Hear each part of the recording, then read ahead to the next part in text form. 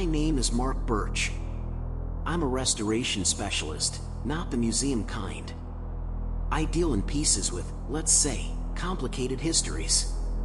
People come to me when they've bought something too grotesque or decayed for public display. They want it beautiful. They want it glowing again.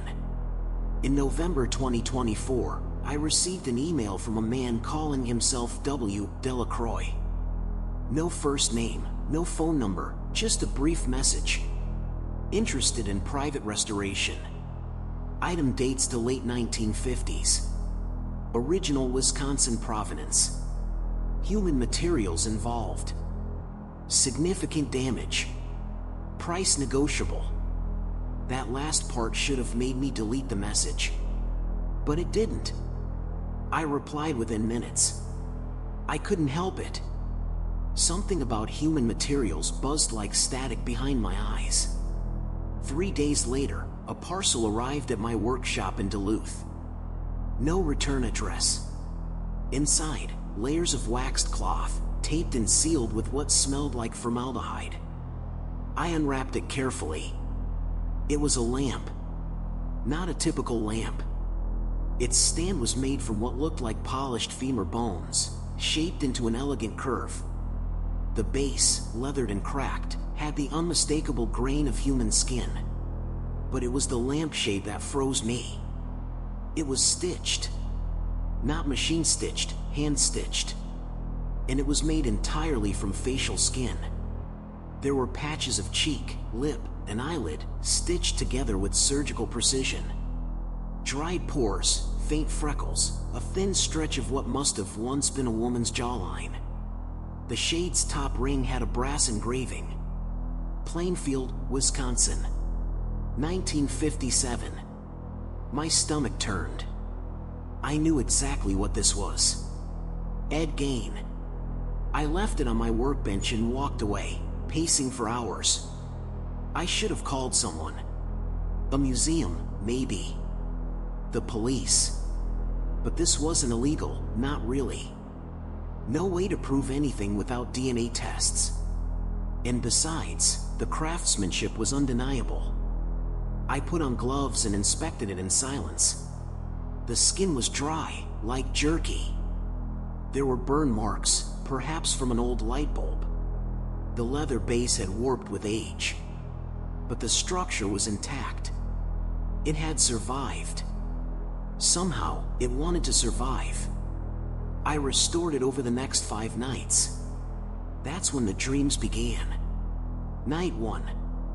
I was standing in a cornfield, under a moon that looked too close.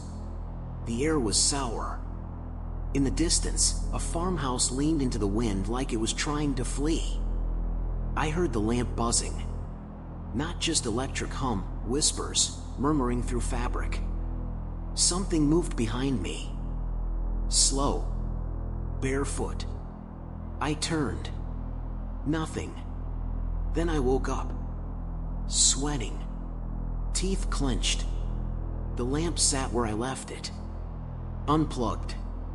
But the bulb inside was warm. Night 2. I was in a basement. Stone walls. Meat hooks swinging gently. The air buzzed with flies, but I couldn't hear them. The only sound was breathing, slow, thick breathing, from somewhere I couldn't see. The lamp was on a wooden table. Its shade pulsed. I touched it. The skin was warm. A voice whispered from behind my left ear. She screamed so sweet. I snapped awake, choking. My nose was bleeding. The lamp was on. Plugged in. But I live alone. By day 3, I stopped sleeping. I tried telling myself it was psychological, residual horror from handling something made by a real-life monster. I told myself Ed Gain was dead, cremated, rotting in some graveyard. But each time I touched the lamp, I felt pressure. Like something on the other side was pushing against the skin, wanting in. Or out. I contacted Delacroix. I need more information. Where did you get this? I wrote. No reply. Instead, a new package arrived the next morning. A single item inside, a Polaroid photo. Black and white. Faded. It showed a living room. 1950s furniture. Plastic couch covers. Standing in the corner was the lamp. Fully lit. Beside it stood a boy, maybe 6 years old, mouth slack, eyes glassy. Someone had scratched into the photo's border. He said it told him where she was buried. That night, I went drinking. I needed noise, people, anything to drown out the crawling silence of my workshop. I stayed at a bar on West Superior till they shut off the lights. Even then, I didn't go home. I walked. Wandered downtown until my legs ached. I didn't want to be near it, but I couldn't stay away. At 3:17 a.m., I returned and found the workshop door open. I froze on the porch. Inside, no movement. Just a low, constant buzzing hum. I stepped in. The lamp was on. The bulb was out. But the lamp glowed. Soft. Fleshy. Like an ember under skin. The lampshade twitched. I saw it. I know I saw it. One of the eyelids fluttered. Briefly. Like it was dreaming. I backed out and slammed the door. Day 4. I drove to Minneapolis. Showed the lamp to a friend of mine, Dr. Imani Crowley, a forensic anthropologist. I told her it was a film prop, an authentic replica. She didn't believe me, but she examined it anyway. Her verdict was quiet. It's real. Probably mid-century. Caucasian female. Maybe more than one. The stitching technique is surgical. Not just crude taxidermy, this was intentional design. She paused, fingers hovering near the eyelid flap. There's something odd about the tissue. Not mummified. More like arrested decay. What does that mean? It's like the skin didn't fully die. I left it with her. I ran. That night, she called me in tears. Whispering. I heard something. Mark, I'm not joking. I heard a voice from it. It said my name. It knew my name. How the fuck does it know my name? I tried to speak, but she was sobbing now. I saw a face under the skin, Mark. There's a face under the shade. Pressed against it. Like something's trapped in there. The call cut out. I never heard from her again. Day 5. I drove back to her lab. The police were already there. Imani had vanished. No signs of break-in. Her office was locked from the inside. The only thing left was the lamp, sitting quietly on her desk. Still warm. Still glowing. One of the officers, a young guy, touched it. I watched his pupils dilate instantly. He whispered, "She's in the wall," and collapsed. Seizure. They took him away. No one questioned me. I don't know why. I took the lamp and left. I should have destroyed it. I should have burned the fucking thing. But I didn't. It's in my house now. Wrapped. Taped. Sealed in a crate. I buried it in the crawl space. But I still hear it. Buzzing. Humming. Whispering names I've never spoken aloud. Last night, it called me by one I haven't heard since childhood. Marty. No one calls me that. No one alive. I started blacking out on day 6. Not from alcohol. Not from exhaustion. Just gaps. I'd look at the clock and it would jump. 10 minutes. 2 hours. Once, an entire afternoon. I'd come to and find myself in another room, holding something I didn't remember picking up. Once I woke up in the hallway, barefoot, holding the sealed crate. I don't sleep anymore. I can't. Not with the lamp beneath me, whispering through the floorboards. And yes, I mean whispering. Coherent words now. Clearer each night. She's trapped. She wants out. Let me look through you. It speaks in her voice. I've learned more about W. Delacroix. Not much, but enough to chill me. The domain the email came from, delacroix.studio, doesn't exist anymore. Registered 6 months ago, then vanished. But the name rang a bell. I went digging through case files from the old Plainfield crimes. Not just Ed Gaines arrests and property seizures, the aftermath. There it was, in a police inventory of items recovered from the farmhouse.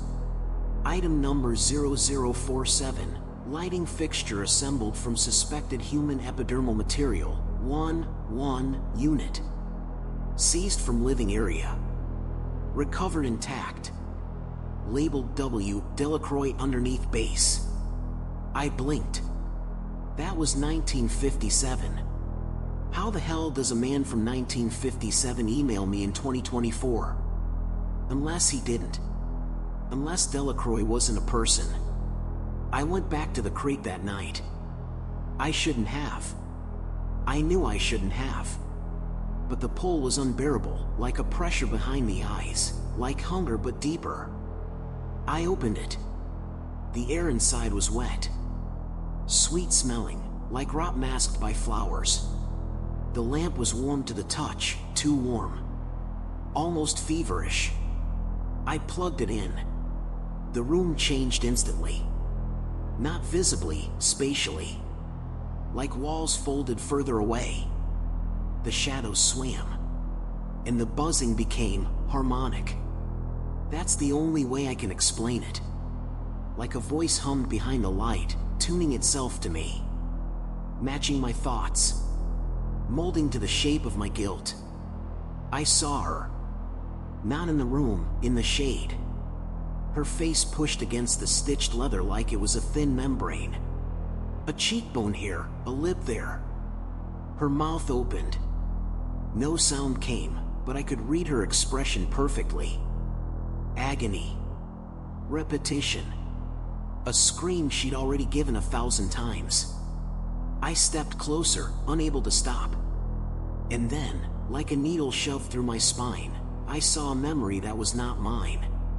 Plainfield, Wisconsin. November 1957.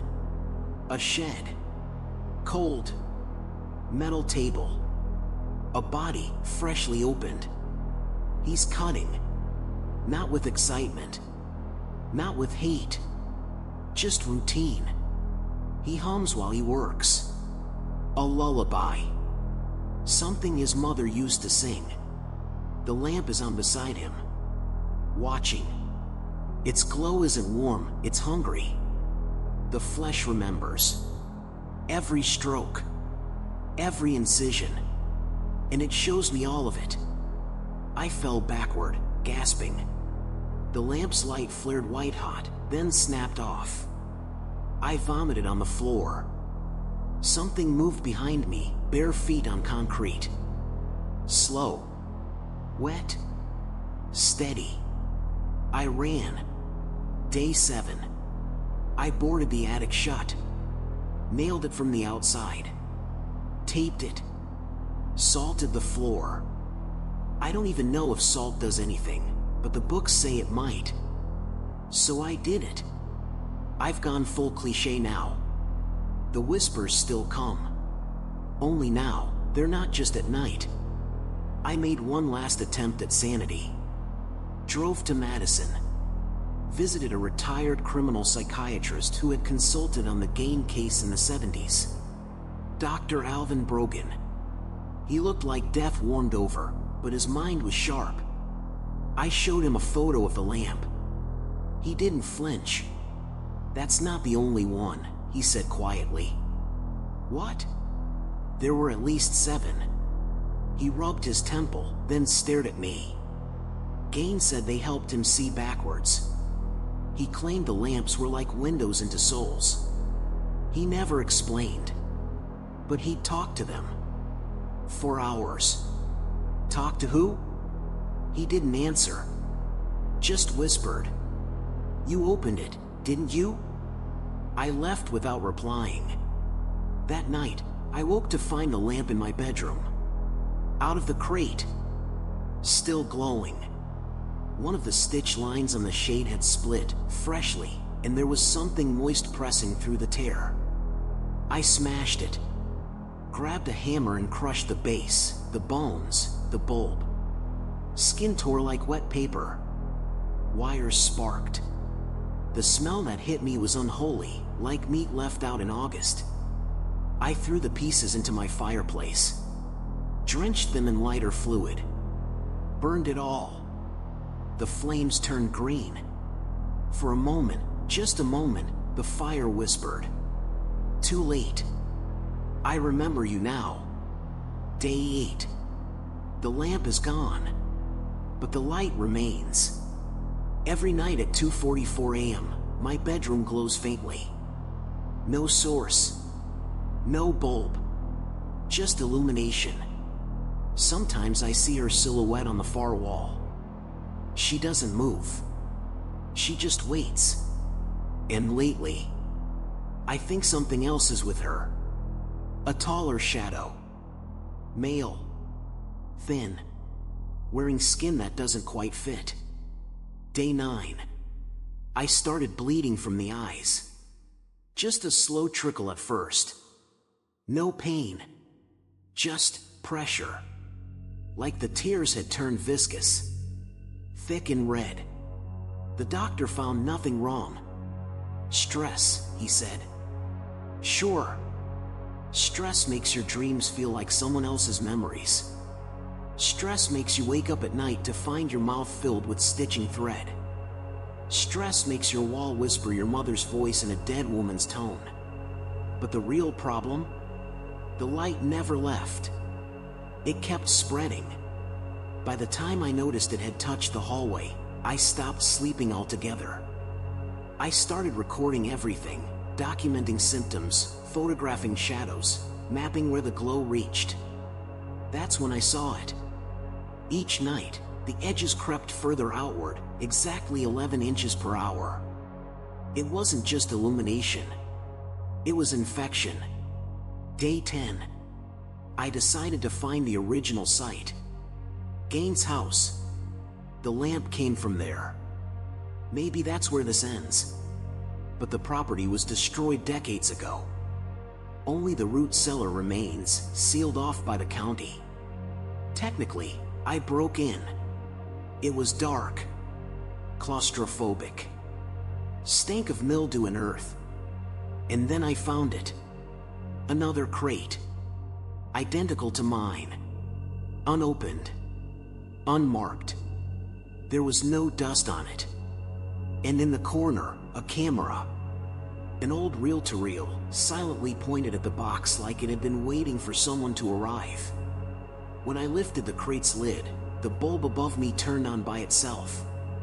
Inside, another lamp. Almost identical. But this one, twitching. I ran. I don't know how long I screamed. The footage shows me staring at it for 47 minutes, unmoving, eyes fully open, bleeding from both nostrils. I remember none of that. But something followed me home that night. Day 11. He has a name. Delacroix. Not a man. Not a company. A title. The collector of lost flesh. It goes back centuries, whispers in French asylum records, prison logs, cargo manifests from plagued ships. Always the same description, a tall figure in stitched skin, with a lantern made of the damned. He doesn't build the lamps.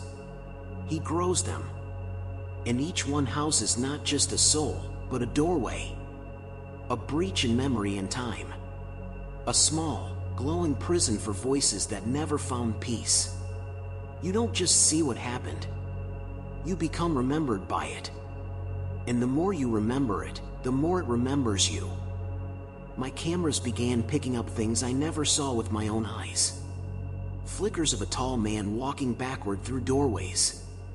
Hands made of mismatched fingers, reaching from reflective surfaces. Whispers and static, repeating my name in dozens of voices, many of them my own. Then one night, the files all disappeared. Replaced by a single video, 30 seconds of a woman stitched into a lampshade, her eyes rolling, her mouth forming a word that looked like run. The footage ends with a face behind her. Mine. But smiling. Day 12. I went to the police. Told them everything. They listened patiently, then locked me in a psych ward for observation. I didn't resist. Part of me wanted to be restrained. To be away from the house. From it. But on my third night in the facility, the lights flickered. Then stayed on. Dim yellow. Familiar. My room began to glow. 11 inches per hour. Day 14. I escaped. Or I was released. Honestly, I'm not sure anymore. The paperwork had no signatures. The staff I met weren't in the directory. I woke up in my car, parked outside my house. The attic door was open. Inside, the lamp. Fully intact. As if I'd never burned it. It was waiting. But this time, I didn't plug it in. I stood in front of it. And I spoke. Delacroix. Nothing happened at first.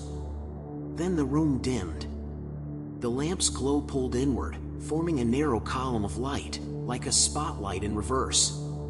It stretched, coiled, twisted, then opened into something wider. A throat.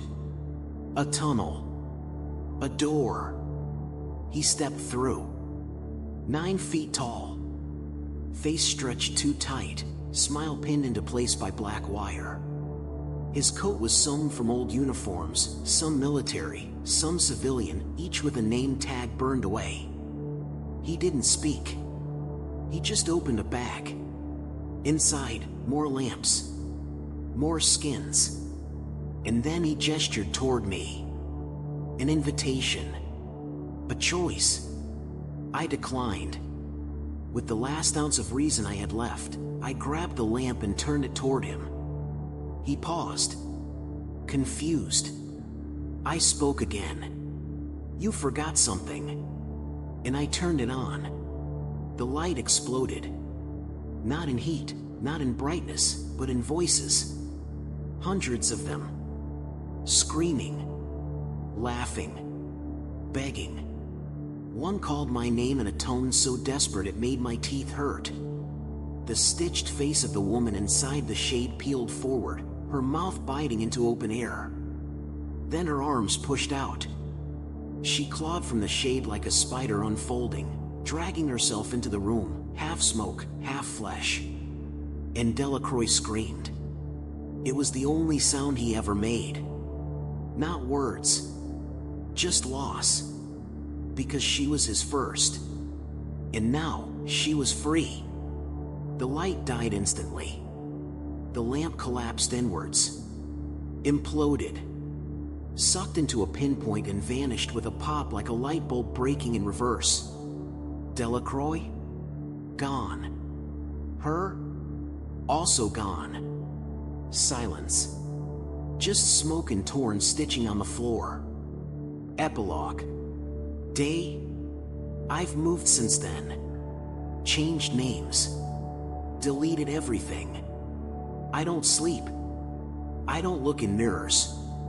I don't buy antiques. I keep every room in full LED brightness at all times. But last night, I received a package.